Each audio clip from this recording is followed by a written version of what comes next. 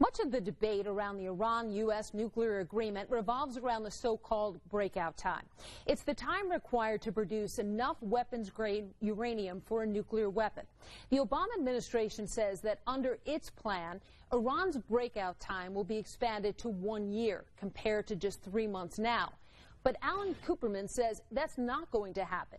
He works at the Nuclear Proliferation Prevention Project at the University of Texas at Austin, and he's the editor of Nuclear Terrorism and Global Security, the challenge of phasing out highly enriched uranium. Alan, thank you very much for joining us. Thanks for having me. So, if Iran is only 2 to 3 months away from a nuclear weapon, and this plan would reduce its stockpile of enriched uranium by 98%, why wouldn't that reduce the breakout time, in your opinion? Well, there are several very, very rosy assumptions in the Obama administration's estimate. For example, they assume that Iran would need 60 pounds of weapons-grade uranium for a bomb, but experts have known for at least 2 decades that you really only need half that amount to make a nuclear weapon with the yield approaching the Hiroshima atomic bomb. That's one example. Another example is that the administration assumes that Iran would only use its uranium in gas form, but in fact it appears that Iran would have many, many hundreds of kilograms of uranium in solid form, which, if it converted it to gas, would give it a big, big head start to producing weapons-grade uranium. So there are a number of factors in the administration's assumptions that are just overly rosy. And if you take realistic assumptions, then it looks like Iran could credibly produce enough highly enriched uranium for a nuclear weapon in approximately 3 months under the pending deal. All right, we're going to get a little technical for a minute. If you're going to have a nuclear weapons program, 5,000 centrifuges is the number you would need. But if you're going to build a peaceful nuclear power program, you need a lot more. So is there a danger that by limiting the number of centrifuges, you are essentially making certain that this program can only be used for a weapons program? That's always been true of Iran's enrichment program. It's always been way too small for a nuclear power program, but just exactly what you'd need to produce enough weapons-grade uranium for a nuclear bomb. And unfortunately, this deal, the pending deal, and the details that have appeared in the media indicate that it would not significantly reduce Iran's breakout time. So according to my calculations, the current breakout time is about 2 months, a little under 2 months, and under the deal, the breakout time would be about 3 months.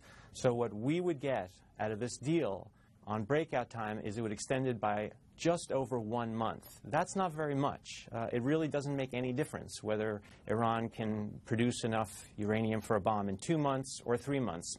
There's really no difference in affecting our ability to react.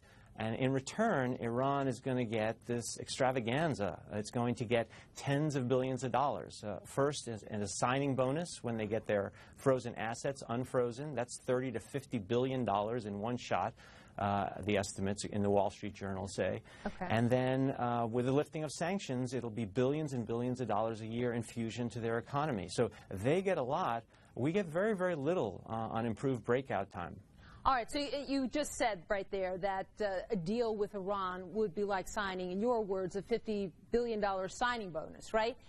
But when do current sanctions only serve to make the rest of the country, or wouldn't they only serve to make the rest of the country even more reliant on the existing leadership in Iran? No, I see it exactly the opposite. Right now, the Iranian economy is in the tank. It's produced a lot of unhappiness amongst the Iranian people. And when they look for someone to blame, they blame the current leadership that's been there since the Iranian Revolution, these mullahs that are in charge.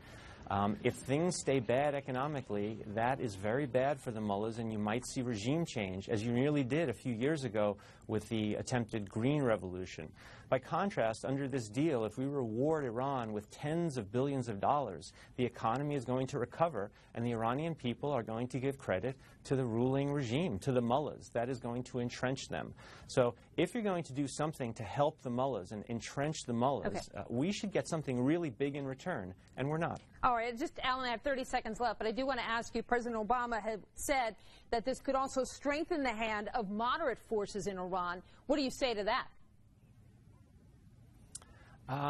They're not the ones who are in charge. I understand the argument that if you somehow engage, that then they're going to understand our culture and they're going to embrace our culture. But the fact of the matter is there's one man in charge in Iran, and he is not a moderate. And that's Ayatollah Khamenei. And this deal is going to entrench him and his followers in power for a long time. So we better get pretty darn good guarantees on nukes before we sign such a deal. And if we don't, then Congress should block the implementation by refusing to lift sanctions. All right, Alan Kuperman, thank you very much for joining us. Up next.